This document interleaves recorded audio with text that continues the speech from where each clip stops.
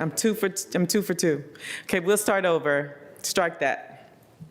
Good evening. Welcome to the Transportation Commission. It is October 27, 2022. We are joined here in person in the county boardroom, and we are also joined virtually. And with that, I'd like to ask for people who are on the call, if you can please mute yourselves because you are being recorded. And with that, I will see if there are any comments that are not on the agenda. Hearing none, I'll turn the meeting over to Chairman Slatt. All right, thank you, Ms. Obukoya. I have no special preparatory statements, so we can move right into the first agenda item. Okay, and with that, we have Michelle Holland here with colleagues from VDOT, and Michelle, you'll introduce the others. And the first agenda item is the I-66 Express Lanes project update. And I'll introduce the second one too, since you're speaking on both. And it's the change from HOV 2 to HOV 3. Okay, thank you. Thank you, Bridget. Good evening, everyone. My name is Michelle Holland, as Bridget said, and I am the Communications Manager for the Virginia Department of Transportation's Northern Virginia Mega Projects Program. I'm joined here tonight with my colleagues, Claudia Leona, the Director of Land Use for the Northern Virginia District of VDOT, and Justin McNall, who is my right hand on the 66 project team. So thank you very much for letting us come tonight and speak with you. I know it's been a little while since we briefed your committee, but we're glad to be back. So we're nearing. Is this better? Okay. I just lost you. No one can hear you. Oh, should I start over? Okay. We're here this evening to provide you an update on the 66 Express Lanes project, also referred to as Transform 66 outside the Beltway. And we also have a change that is going to be taking effect, affecting HOV drivers, and that is across the entire I-66 corridor, including both outside and inside the Beltway. So we appreciate the opportunity to get back with you and provide you this update. Next slide. Before we dig into 66, just wanted to, at a high level, just review where we are right now with our regional express lanes network here in the Northern Virginia region. Once our express lanes open on 66, we will have more than a 90-mile network of express lanes throughout Northern Virginia. This includes the facilities that are already in operation as express lanes. That includes on I-95, I-395, I-495, Capital Beltway, the 9-mile segment inside the Beltway on I-66, and our 22.5-mile segment outside the Beltway on I-66. We do have other express lanes projects that are currently under construction. We have a 10-mile extension on the 95 express lanes facility that will go from the current point where that facility ends, which is in Stafford County, 10 miles south into Fredericksburg. We have a 3-mile extension, if you could go back to the, thank you. 3-mile extension that is now under construction, extending the 495 express lanes from where it currently terminates at the Dulles Corridor interchange to the George Washington Parkway, essentially at the American Legion Bridge. And then we have a small ramp that we're building on the 95 express lanes, providing express lanes access to and from Prince William County Parkway and some businesses in that area. That's on Opitz Boulevard. That is also under construction. We're also doing an environmental assessment, studying improvements for an 11-mile stretch between the Springfield interchange through Alexandria, over the Woodrow Wilson Bridge, and to Maryland 210 interchange. So that is currently under study. Next slide. Just to give you a quick overview, I know you've all been living through this project for the last 5 years, but it is a 22.5-mile project corridor. We are building 4 new express lanes, 2 lanes in each direction. They're being built on the inner portion of 66, and they will be alongside 3 general purpose lanes in each direction on 66. We've preserved the median through much of the corridor for future potential transit. The project includes a lot of benefits beyond the express lanes, and that includes a lot of benefits for transit users and carpoolers. We've built 2 new park and ride lots out in Prince William County as part of this project. Our private partners have provided funding for another park and ride lot in Fairfax County on Monument Drive. So we're providing nearly 4,000 new parking spaces for commuters, allowing them opportunities to experience the express lanes and benefit from them by not paying a toll if they're carpooling. We're also providing an 11-mile bike pedestrian shared use path adjacent to I-66 through essentially from Gallows Road through the Fairfax County portion of the project corridor.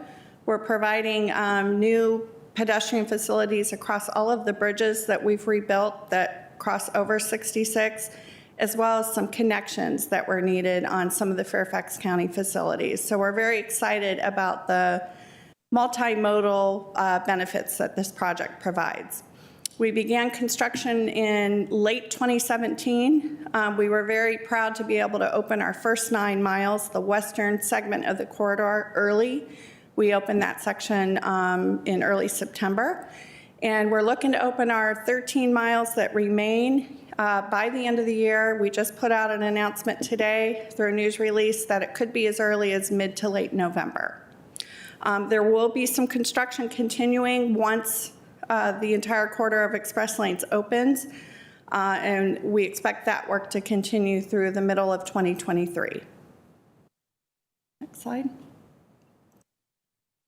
This just covers, again, we opened our western section, which is the furthest point west of the corridor, which begins essentially at Route 29 in Gainesville to Route 28 in Centerville. And that is the first section that was ready to open early. We opened it September 10th, and we began tolling and HOV operations a little bit later that month. There's continued preparation work that's happening now in order to get the eastern segment open here by the end of the month. Some of that work, much of that work is weather dependent. So as long as we continue to have the mild temperatures that we're having out there now, we feel like we're in a good spot, but the crews are still out there doing final preparatory work, such as final paving. They're installing the flex posts, dividing the express lanes from the general purpose lanes. They're still installing final overhead gantries and signs, and then they have to work through the testing of the tolling and traffic management system. Next slide. The 66 express lanes will work very similar to the other express lanes in the region. They are toll lanes for people that have fewer than 3 or more people in their vehicle. If people choose to take the lanes and pay that toll is dynamic, and it will fluctuate based on the amount of traffic that is out there at that particular time when people are using the lanes. And the whole concept behind that, just like our other express lanes, is it's demand-based.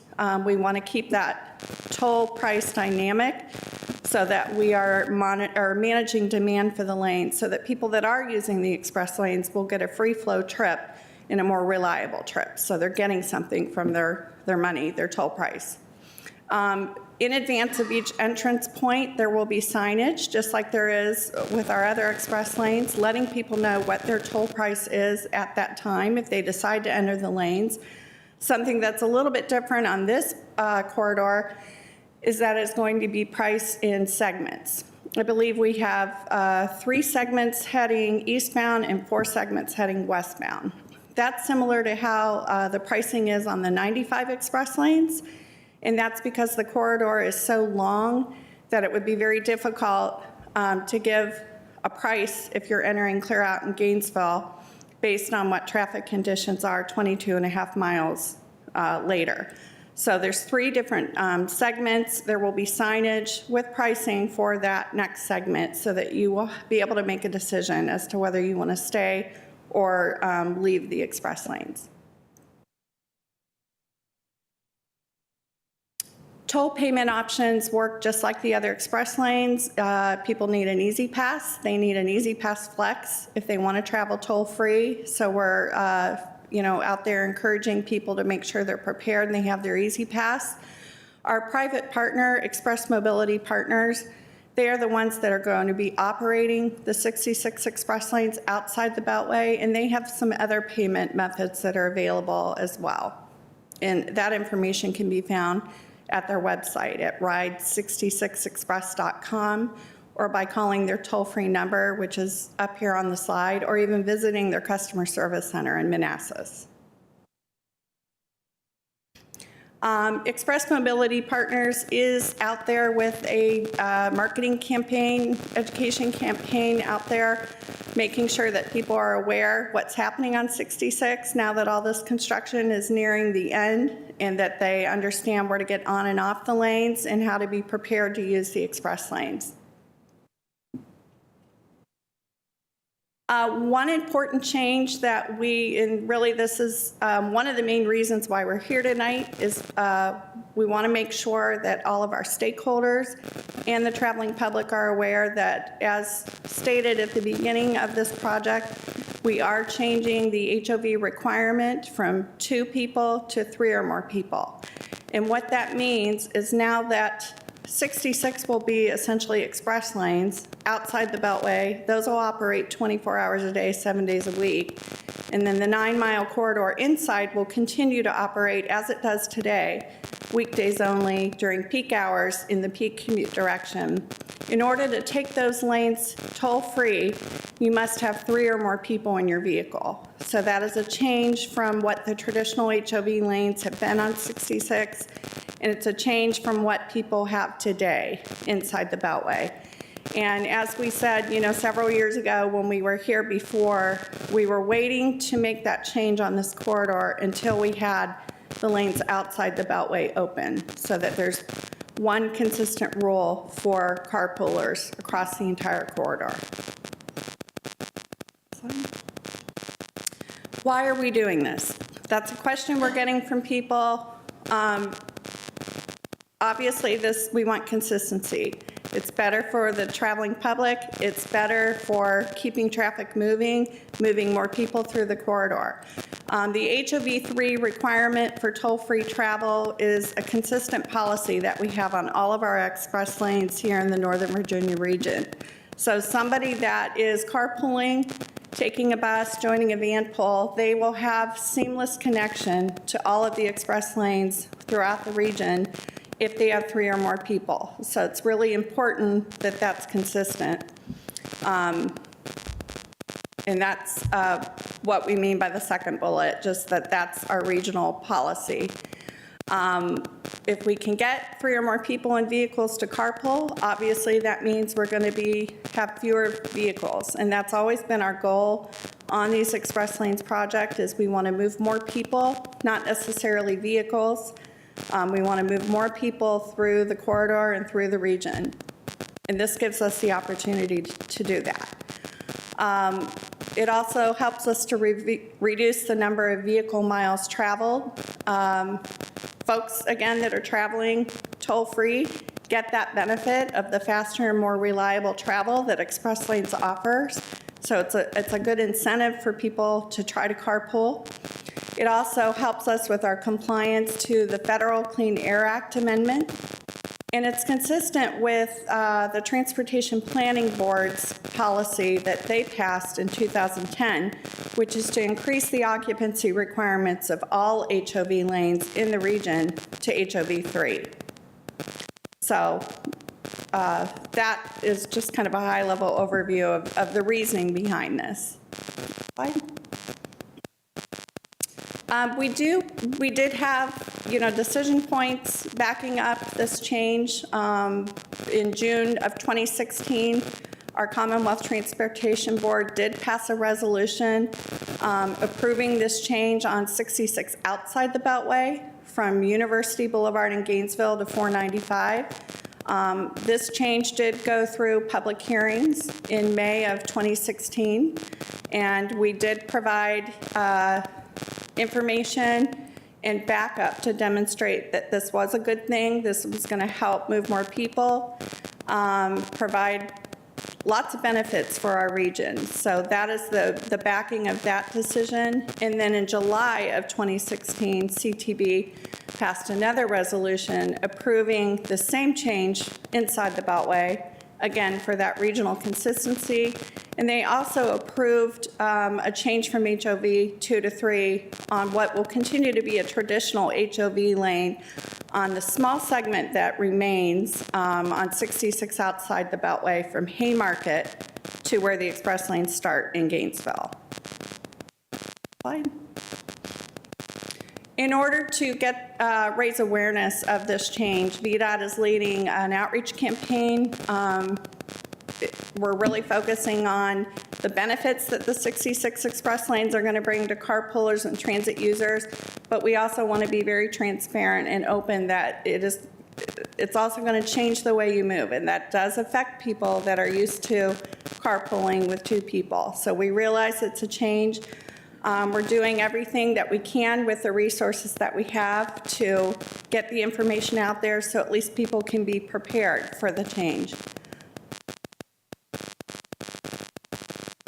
Some of the tactics that we're using to support our outreach efforts include earned media. We'll be putting out a series of press releases and working very hard, and working with all of our partners at all of the local jurisdictions, including Arlington, to help us amplify our messaging by sharing information, sharing our social media posts. We're doing our stakeholder outreach, which is why we're here tonight with all of you. We're setting up briefings with all of our elected officials who represent constituencies inside and outside the Beltway. We will continue to operate and maintain our transform66.org website, which has been our construction-focused website. That is going to continue to live until this project is completed. And that will be our main call to action for people to get information about what's coming up, the change that's happening on 66, and also to give them an easy connection or easy access to our partners that operate programs that are designed to help people who want to carpool, who want to find that third person. We want to make it easy for those folks. So we'll have very prominent access and connections to our transit partners. And then we're also doing a paid media campaign where we're going to be doing a lot of advertising on various digital platforms, targeting drivers that travel the 66 corridor. Yes.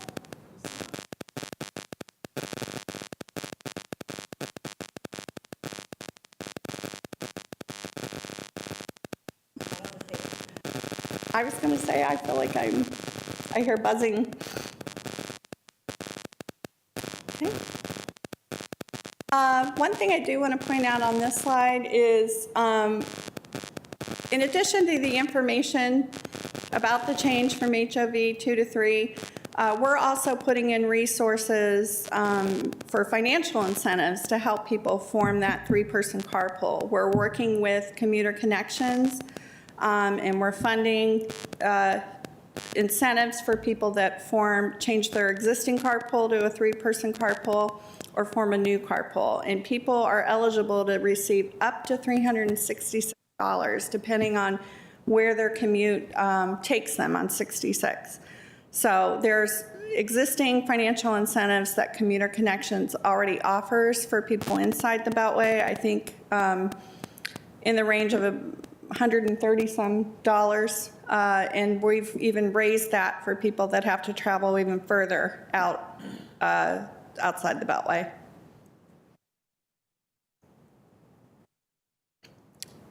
This slide pretty much covers what I just went over. So unless there's any questions, I won't take time to go over this slide. Next slide. You have a question? I think that's our last slide. All right, thank you very much. Yep, we're happy to answer any questions that I'm you might have. sure we've got some. And I see Commissioner Lantelmi already has his mic on. Yeah. Go ahead. For decades, we've had slug lines on the 95 corridor to take advantage of the HOV lanes. Has that been developed, or is it being developed along the 66 corridor? Well, definitely by design, through the different elements of this project, with express lanes in themselves being free to carpoolers through the park and ride lots.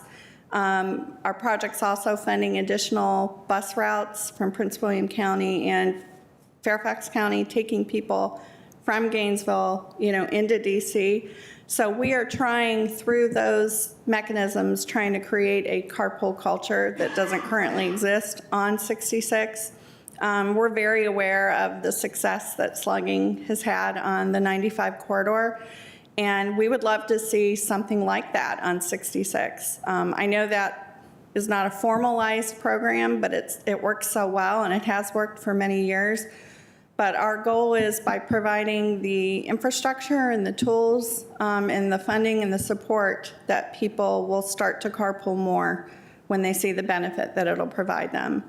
Because there's already this slug line pickups in DC, which presumably would work just as well for 66 as they do for 95. Somebody just to say which one I'm going on, but I don't know how it works on the other end from coming out, going into town, where the pickup spots are along 95, and whether we could do something similar along 66. I think we're going to see more of that as, once the lanes open and as people start to resume their normal commute patterns. We don't formally have a slugging program in place, but again, we're offering, 4,000 new parking spots. The toll revenue that's generated from the express lanes on 66 inside the Beltway has been funding now for, I think, about 3 years, many transit projects, including things that help carpoolers and van pullers. So there's a lot of effort going into encouraging and increasing and building a carpool culture. So, I don't know whether or not it'll be identical to 95. They're two very different corridors. And one thing we are seeing now that we're that we're on the other side of COVID, I should say, is that our traffic volumes are rebounding to what they were pre-COVID, but we're seeing travel times, there's different traffic patterns, so people aren't necessarily going in at one set time and leaving at one set time. So that can also be a challenge for people that want to slug. Thank you. But I think it's definitely looking really positive and very encouraging. Good, thank you. Commissioner Price, go ahead. Thank you. Thank you for the presentation. I'm just curious if we have any, talking about I-66 inside the Beltway, if you have any travel data available on, say, car volume. Are we seeing reductions in car volumes and in travel time, improvements along I-66? I mean, that was the whole purpose of having these inside the Beltway hot lanes, was to improve travel time and reduce, car volume. So do you have anything available? We could certainly get those stats for you. Yeah, we do have some information that we can send to you. For example, on 66 inside the Beltway eastbound between 5:30 and 9:30, which is a peak hour and direction. We have comparisons between September of 2019, 2020, 2022. And as you can expect, when the volumes decrease during real middle of the pandemic, the speeds went up and the travel time went down. So we have data about that. Thank you. Okay, so I was talking about the data that we do have that we can share. We can forward it to someone, but in general, for example, for 66 inside the Beltway, in the eastbound direction peak period, we have noticed that comparing average speeds in September of 2019, pre-COVID, to 2020, in the middle of COVID, to September of 2022, we have tracked the variation of the average travel speeds. The the lower volumes in the middle of the pandemic resulted in the highest speeds. So the trend has been up to the middle of COVID and slightly down. It's not just the same as it was pre-COVID, but it's approaching. As Michelle mentioned, the overall volumes have tended toward pre-COVID, but we're not there yet. In the westbound direction, for example, we have the average speeds. 2019 September was 53 miles an hour. Now I'm going to go back to very recently, 2022 September, 58 miles an hour.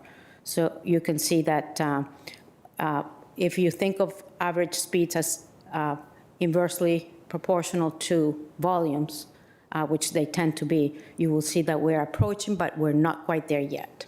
We have this data, and we can forward it to you. We have it tabulated for your reference. Thank And you. we also track the percent of travelers that are carpoolers, so we can provide that. Transit too, if you have Yes. transit data too. Yeah, we can That'd be provide great. that as well, so you can get a sense of how many more carpoolers and transit users, the lanes have created. And just one quick clarification, the outside the Beltway, it extends from the 495 to Haymarket. I thought the end point was Haymarket. It's not Haymarket? I thought. Our environmental assessment covers that entire area. Right. But when the project, I guess during the development of the project, it was determined that the Express Lanes corridor, the project that we're building today, Right. would terminate at University Boulevard, which is near Route 29 in Gainesville. Gotcha. But our environmental studies did include that portion from Gainesville to Haymarket. Yeah, okay, Could great. there be a No, need? I was just confused when you said Yeah. they didn't go to Haymarket. I was like, wait, what? When did that happen? Well, there's yeah. All right, No, thank you. the express lanes will not currently extend to Haymarket, though. Thank you. But there is that HOV lane that still would be in existence during peak hours on that stretch from University Boulevard to Haymarket. That's what I was referring to. Sure. Do other commissioners have? Mr. Chair. Yes. Commissioner Shannon has his hand up online. Great. Commissioner Shannon, go ahead. Good evening. No, I appreciate it. My apologies for not being there in person. Thank you for this information. The question is, you mentioned median space was left over for potential public transit. Are there plans for public transit along the corridor, and any specific examples you may give about this about public transit being incorporated in the future? There's no specific plan at this time, to utilize that space for transit, but one of the things that we did as part of our project is we made sure to leave room in the median to allow for that in the future, if and when such enhancements, would be funded or would move forward. This exists in the section of the corridor, I guess, west of where the metro is, essentially to Centerville, I believe. That space is preserved. And then further west of that area, we didn't have a need to do that because it is a lot wider out in that area and less densely populated, less congested. So do you recall, Justin, the width of the median? Yeah, there's 42 feet that's left in the middle. As part of the reconstruction of the bridges as well, many of them were built to accommodate that 42-foot width as well. So piers were reconfigured so that in the future, being built in a way that's mindful of future transit improvements that would run through the median. One piece I'd add also, there's, as part of the spacing, sort of the long-term plan piece of it, there's potential for transit centers at where the Monument Garage is going in, as well as at the current Stringfellow Park and Ride lot and out at Centerville Route 29. That was actually an additional project, some additional funding that was worked through as part of the project to expand the potential to do that out at Centerville 29 for whatever comes in the future. Yeah. Great. Can you talk to me about HOV enforcement we hear from time to time in Arlington about folks who basically just set their flex pass to HOV permanently, no matter how many people they have in the car, seemingly without repercussion. Is there a plan to address this? Well, certainly. Both toll violators and HOV violators, it's important that we reduce that and minimize that as much as possible. People that are traveling as HOV, as you said, they have to nominate on their transponder HOV, and that tells the system that they're traveling as HOV and they're not to be tolled. People that do that and aren't following the rules and aren't HOV, we have Virginia State Police that are positioned throughout the corridor, and that is their role, is to be able to observe that. They have technology where they will see a flashing light if on their device and from the roadway if a car is passing through as HOV. They have their transponder switched to HOV, and then they would be there to do a visual inspection. And I believe that's what our partners who are operating 66 outside the Beltway are doing as well. And I know our other partners, Transurban, that's how they operate their lanes. There continues to be, technology evolving that's helping that process and helping people, or helping Transurban and Express Mobility Partners and VDOT with our enforcement strategies. I believe on several of the facilities here in Northern Virginia, they're also doing vehicle occupancy detection, I think cameras they're using. So there's technology out there, and I think EMP is going to be using the same outside the Beltway. So I look for enforcement to even become more effective, as our partners work together and as technology evolves. I mean, I know it's been challenging, at least recently, because of, just like lots of other organizations, I know there are staffing challenges. So again, I know we put funding to support the state police to come out and do that enforcement, but I would have to circle back with you on, what the stats are in terms of what the violation rates are. The goal is that if people are required to have an easy pass, we're actually cutting way down on HOV violators from what it used to be prior to express lanes.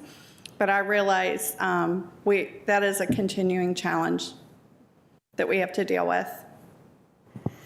Yeah, I look forward to seeing more of the technology because, at least I haven't seen data recently, but in 2019, I know some folks, went to Virginia State Police and said, hey, how many of these violations are you getting on a regular basis? And the numbers were just silly. It was like 14 violations a week, which is like 2 a day, which is not, anybody who drives on 66 and looks around knows that there's a lot more Right. HOV violations than 2 a day. And again, that could be due to staffing challenges. And we know that the visual enforcement is not 100%. We know that. It's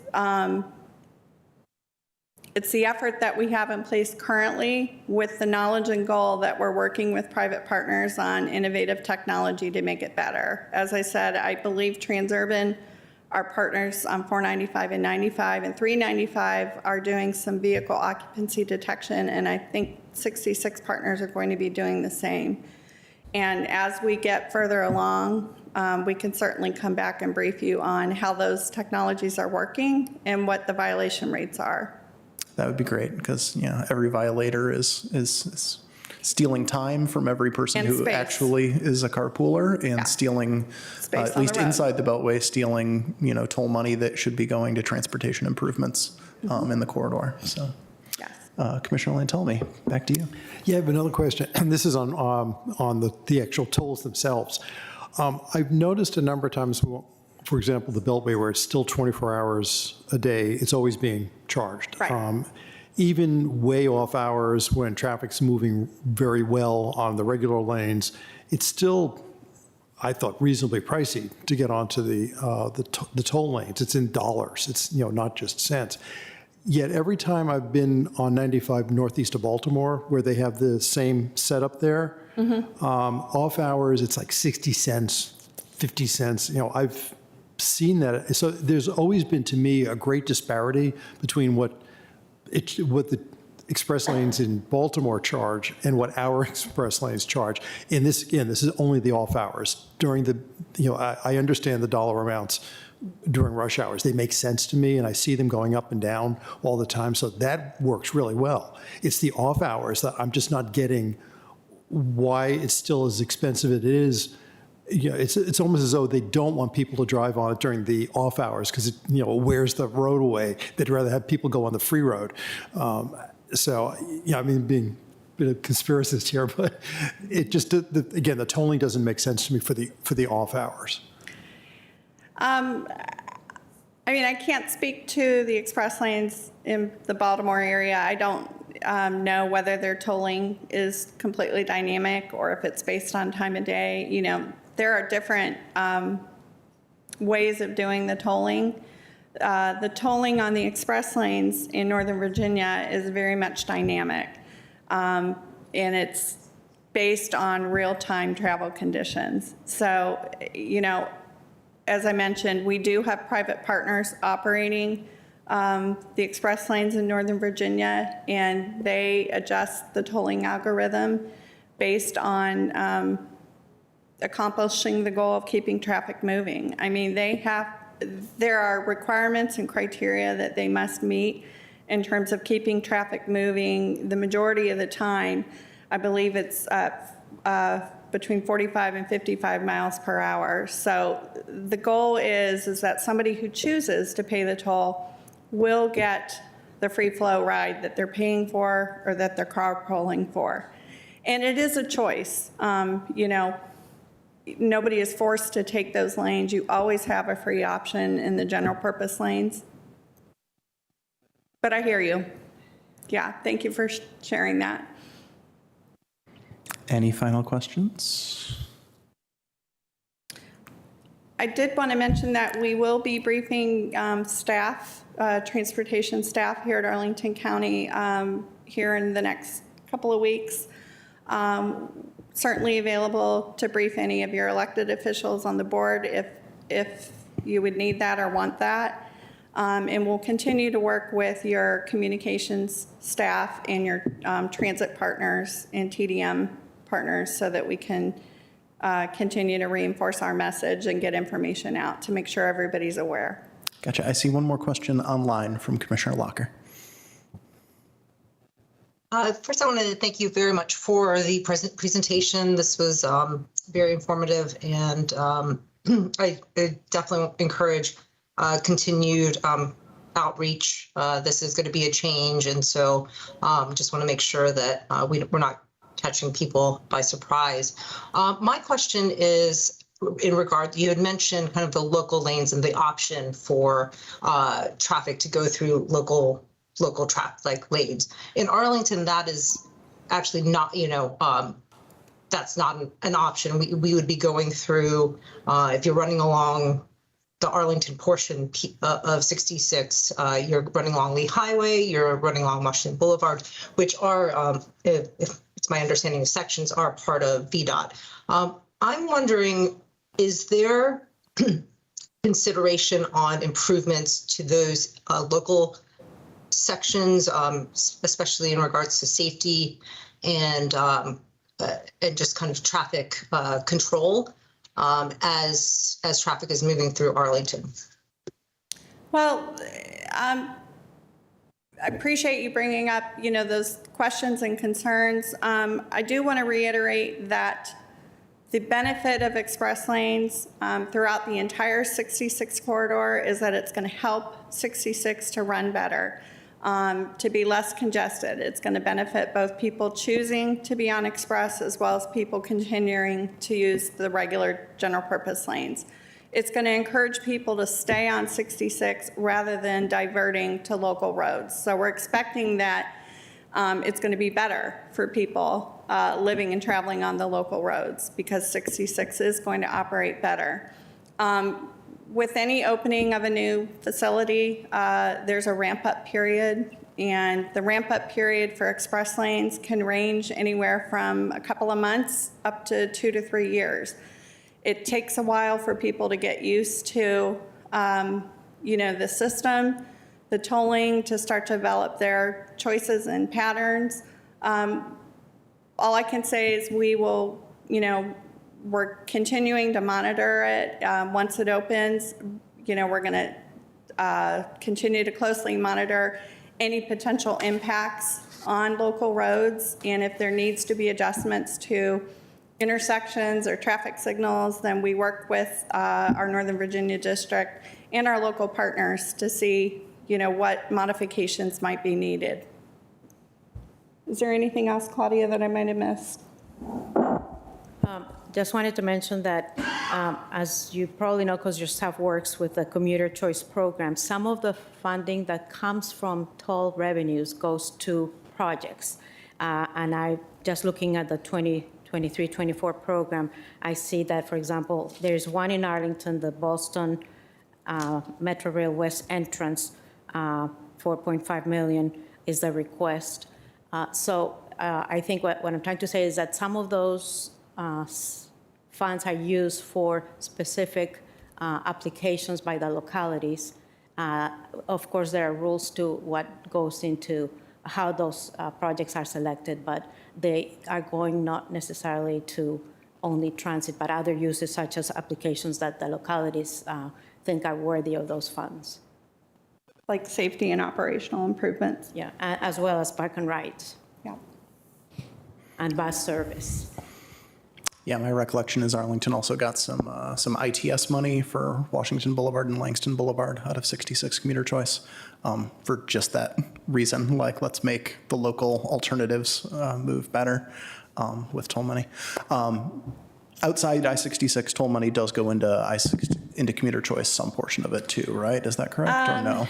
At this point, I will have to get back to you on that. I know there is a transit component to 66, and there's a transit payment from our private partner that is funding enhanced bus service. Like we talked about on Fairfax Connector, they're going to be implementing new routes starting in January. Prince William County OmniRide will implement new routes starting as early as December. Those will transport a lot of commuters from points west through Arlington, through inside the Beltway into DC. And that is being funded as part of the 66 project from our private partners. Specifically, how the, continued transit enhancement, how that's going to be administered, I don't have the specifics on that offhand. I will need to circle back with you on that. I don't know that there has been formal agreement on that yet, but I'll check with my leadership, circle back. Great. Yeah, the Commuter Choice Program is working really well. It's benefiting so many people in so many different modes and aspects of travel.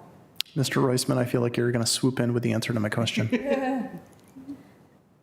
Thank you, Mr. Chair. Not a complete answer, but just in addition to clarify partially, there was a lump sum payment made by the concessionaire at the beginning of the 66 Outside the Beltway project that went into a pooled fund for projects to be funded by the NVTA, and that funding, portion of that funding is going to partially fund the Arlington County improvements of the bus base at the East Falls Church Metro Rail Station. Yes. Through DRPT and VDOT. So.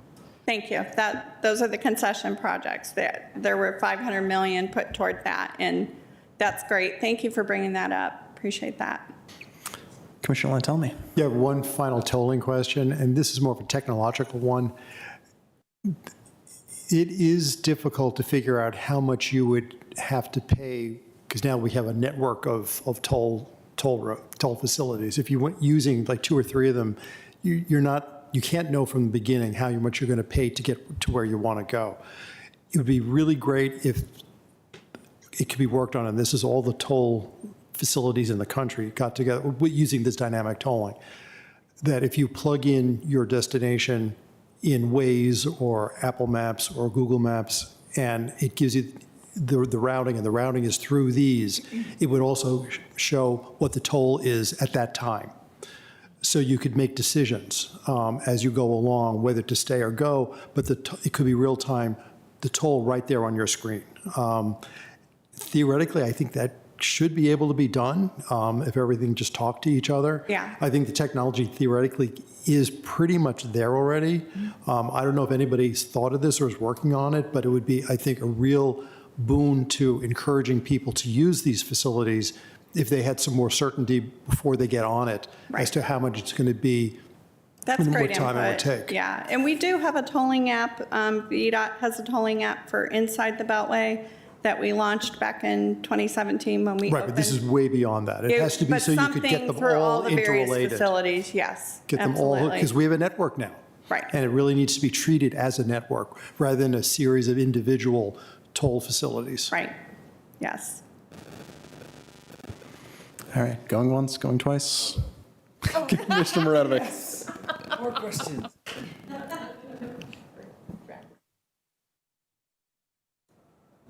There we go. All right. Thank you. Yeah, I was just curious. I mean, this data is definitely out there, but I haven't gotten to it yet. And I was wondering what the setup with private concessionaire is in terms of what they're contributing and for collecting the tolls, and basically what's their value to this project? Well, 66 is a public-private partnership, just like 66 inside the Beltway is publicly operated by VDOT. Yeah. Okay, the other express lane facilities in Northern Virginia were built and are operated through public-private partnerships. For 66 outside the Beltway, VDOT is in a 50-year term partnership with I-66 Express Mobility Partners, which is a consortium of toll developer companies, Centra, Meridian. We're working with them, and they went through, we had a procurement process under the PPTA Act, and there was an agreement that is in place, and that is available on our Virginia P3 website that explains all of the conditions of the agreement, all the business terms of the agreement. This project is being fully funded by our private partners. In addition to that full funding that they have taken on, it includes, as the gentleman just mentioned, a one-time concession payment of $579 million. And what that means is EMP will be the long-term operator of the facility under this 50-year concession agreement with the Commonwealth. VDOT continues to own the road. They're our concessionaire. And they also had the design-build contractor working for them, FAM Construction. They were responsible for the final design and construction of the project. And then EMP is responsible, again, for the financing, the long-term operation and maintenance of the facility. All right. Thank you. Anybody else? To put a number on it, it's about $2.3 billion of construction costs being paid for by the private operator, totaling $3.7 billion with the additional transportation improvements. All right. Thank you. Your big number. And it's in your slide for specifics in one of. All right, I think that's it. Thank you very Okay. much. Appreciate Thank you. all the Thank you very much. questions answering and the great presentation. Thank you. We appreciate it. Good to see everyone. Good night. Thank you. That concludes our agenda for the evening.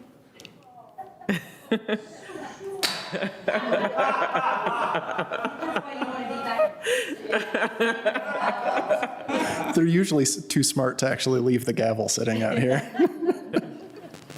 All right, we are adjourned. Thank you, everybody. Our next meeting is December 1st, 7 p.m., and as it stands right now, it's virtual.